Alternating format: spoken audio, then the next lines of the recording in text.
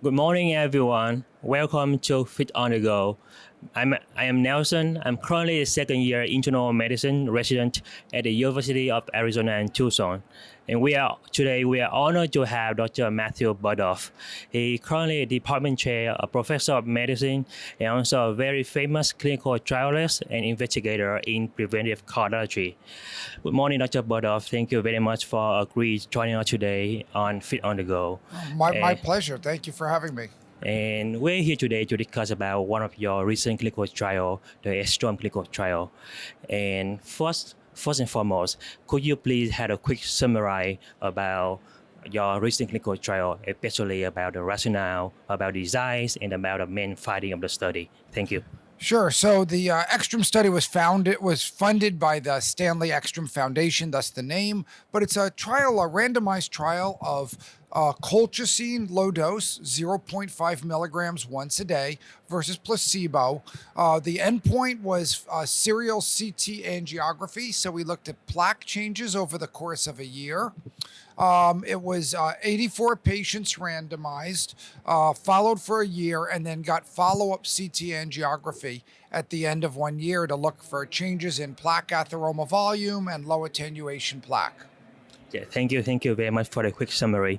So I wonder during the 1 year investigation, I wonder if you have encountered any difficulty to perform this clinical trial, given that aspirin has been long-standing to be no medication to prevent the secondary outcomes in the patient with CAD.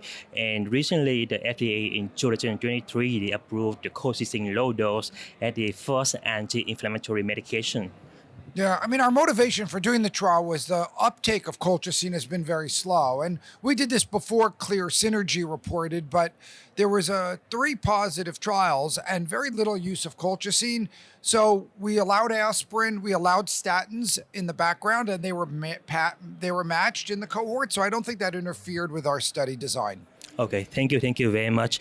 Another question I have is about regarding the safety outcome. I wonder, could you talk about what the common side effects are about the colchicine in your clinical trial, and is there any way that we can mitigate the side effect in the future study, if possible? Thank you. Yeah, so we enroll patients with relatively normal kidney function, so that wasn't an issue. There is a little bit of a signal with higher worsening kidney function and colchicine use, but we did see a little bit of diarrhea, but no patients withdrew due to safety or side effects. So I think it was a generally well-tolerated therapy. Thank you. And it definitely more exciting clinical trial recently. I wonder from this main finding, do you have any plan for the future research, or is there anything we can think of in the future? Yeah, so we found that it reduced plaque atheroma volume significantly, which is very similar to, let's say, the Glagoff trial with PCSK9s or other interventional trials. We are hopeful to do a trial post-acute coronary syndrome where the inflammatory biomarkers are going to be more sustained. We didn't have a very high C-reactive protein in our trial at baseline, and we didn't have a lot of low attenuation or necrotic core plaque. We'd like to see more effects there. So I think the next trial, hopefully, if we can get funding, would be to do a post-ACS trial with colchicine. Oh, amazing. My last question is regarding the long-term outcomes of the study. For now, our clinical trial investigate up to a year after receiving colchicine. I wonder if it's gonna be translation to a long-term outcome.